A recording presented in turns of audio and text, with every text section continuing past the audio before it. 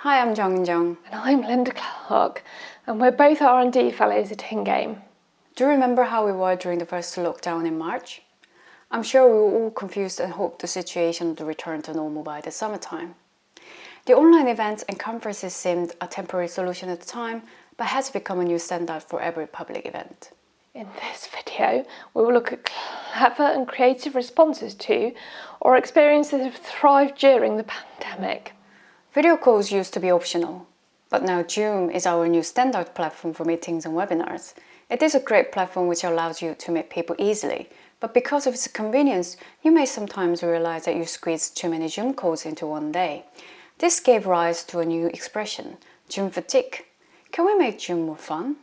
When we're on video calls, it's become virtual etiquette to mute our microphones while someone else is talking. However, that creates an awkwardly quiet room for the speaker.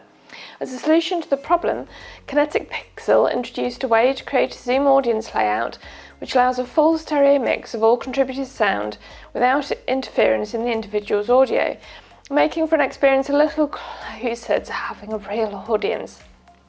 As a speaker, it's also difficult not to look around at everyone's facial expression when you're on Zoom, so it really helps if the audience members are nodding or sharing emoji reactions. The Dropbox team highlights this point and other tips on how to keep your Zoom events inclusive and accessible in their Virtual First Toolkit, How to Communicate Effectively. Peter Woodbridge created another accessibility tool with his real-time speech-to-text tool for Zoom, so that more people can be included in these virtual conversations. Although this is actually one of those features that will likely benefit everyone, in the same way that using subtitles in video games and YouTube videos has become a default setting for many players and viewers. Peter Woodbridge was also behind Ready Player Zoom, a fun and immersive Zoom stage which brings video participants into a Blade Runner-style scene on video screens and advertisements amongst neon flashing lights. But why not take that playful use of Zoom a step further? Jeff Watson, an assistant professor of interactive media and games at the University of Southern California, put out a call for students to create games using Zoom. You can play the winning games on the site zoomjam.org or submit your own. However, Zoom is not the only online platform which has been explored. Mozilla House is a virtual 3D environment which anyone can create with a couple of clicks. You can access the hub rooms with a web browser or a VR headset. In September, the Game Engines Beyond Games conference happened in Mozilla House and was live streamed through Baby Castles Gallery's Twitch channel. I presented one of my research ideas there too. It was such a refreshing experience after attending so many Zoom calls, as I could see other speakers actually standing around in the same room by their avatars. Just one little hiccup was that some speakers had a hard time finding their way to the stage in virtual space. Mozilla's control options are intuitive for video game players, but for some people, it might not always be an easy task. This is one risk when we introduce a new platform. We all need some time to learn how to use it properly.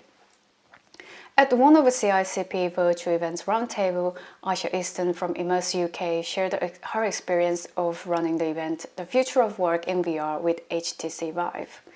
It was fascinating to hear about the behind-the-stage production. She highlighted that organizing virtual events takes as much work as physical events. For instance, to minimize lagging issues, only a limited number of people should be on the virtual stage and live stream when a bigger audience is involved. That means it requires an invisible camera person in the virtual space. Also, she advised considering the amount of time it takes to get to different areas in the virtual world when designing it. And uploaded a photo of myself. It's not only conference stages moving to virtual, but also workplaces. Spatial is an app which creates a virtual office. It looks similar to Mozilla Hub Rooms, but the difference is that it uses your 2D photo to create a lifelike avatar with machine learning. What about schools? Some students from University of Pennsylvania built their campus in Minecraft as an alternative to Zoom. Their particular goal was to have a fully realised campus, specifically Locust Street, for graduating seniors to walk down in-game to complete the UPenn tradition virtually. In fact, there have been so many other college students recreating their campus in Minecraft that Jasper Ty ranked the top 5 Minecraft campuses in his YouTube video. Let's go. Also, the 4th year fine arts student, Sishan Kanave at Duncan of Jordanston College of Art and Design, created the art school building in Minecraft. But before that, he created the V&A Dundee in Minecraft, and that Twitter feed has gone viral. In an interview with The Courier, he expressed his main motivation for the project was lockdown boredom. We asked Sishan how he created the model. In Minecraft, I normally build like 1 meter would be 1 block in Minecraft. So on Google Earth, I was using a measuring tool to measure out how long each wall was. But like the V&A was kind of complicated since all the walls aren't straight. I've made my own like Venice Biennale in Minecraft, so I'm trying to get people in DJCAD to submit pictures, because I managed to put like paintings into like picture frames, so I could have like a virtual show. Yes, we're missing attending those culture events, aren't we? Well, maybe we don't have to. Like is a virtual arcade / art gallery and also a teeny tiny MMORPG. It showcases weird and wonderful indie games. The Now Play This festival happened online this year, instead of taking place at Mozilla House. It hosted various experimental games, from a multiplayer Twitch chess game to the festival keynotes in Animal Crossing. Theatres are also moving to virtual instead of waiting for the pandemic to end. Big Telly Theatre Company and Creation Theatre co-produced the live interactive versions of Tempest and Macbeth in June. The audience just had to join from their own living rooms with their laptops. Tender Clouds presented a VR version of The Tempest, but as a multiplayer theatre experience. I was totally immersed with the experience, especially when the scenes were changed so dramatically. One time, I was suddenly at the bottom of the sea with a giant creature singing above me. Tickets for the performance were available from the ticket box office in their game The Underpresent, and there live actors appear at unexpected moments in different characters. I met the presenter of a podcast, a skeleton, and a Lost to Lark producer so far. It is interesting to see how theatres are merging with virtual space naturally as part of lockdown life. Whoa! Comedy was also able to move online via various events such as the Stay at Home Festival, hosted by comedians Robin Ince and Josie Long. Streamed via YouTube, the show consisted mainly of comedic podcast-style chats between guests around various topics. Rather than paid tickets, there was a virtual tip jar where people could donate. I watched some of the shows and found it an enjoyable but strange experience in that it was both more intimate and more detached than a standard comedy set.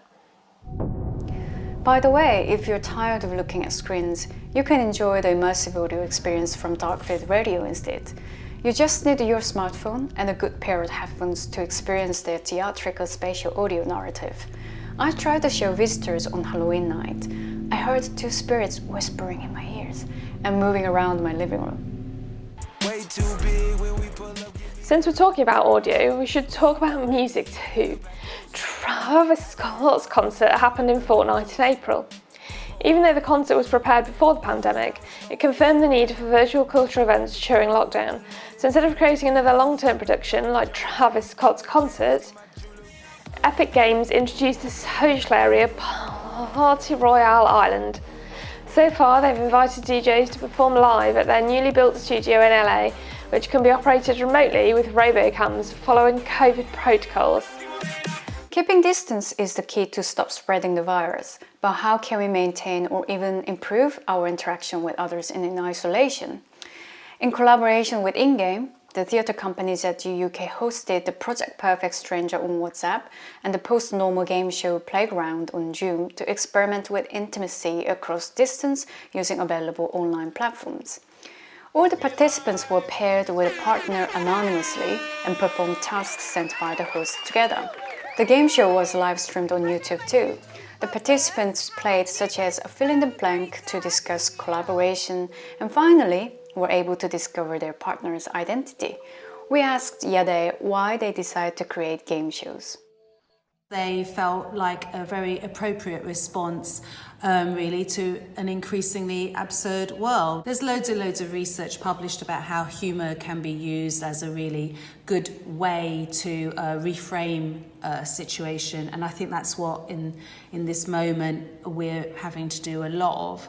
With Project Perfect Stranger, we were connecting people from across the world. This project, in a very simple way, tries to transcend the limitations of social distancing, of self-isolating, of lockdown and quarantine, and it allows us to meet in a completely different register, in a completely new pitch.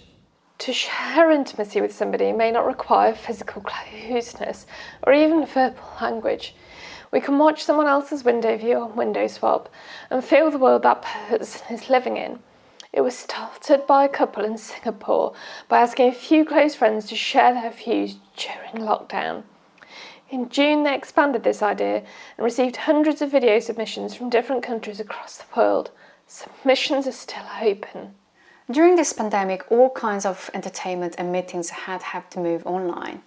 Whether that's conferences, comedy shows, expos or theatre, we're online now more than ever. Some existing formats have moved directly into the metaverse with little alteration, while others have been specially crafted to make the most of online. As more platforms and norms emerge and our literacy with these kinds of events grows, we have more opportunities than ever before to design engaging events for a global online audience.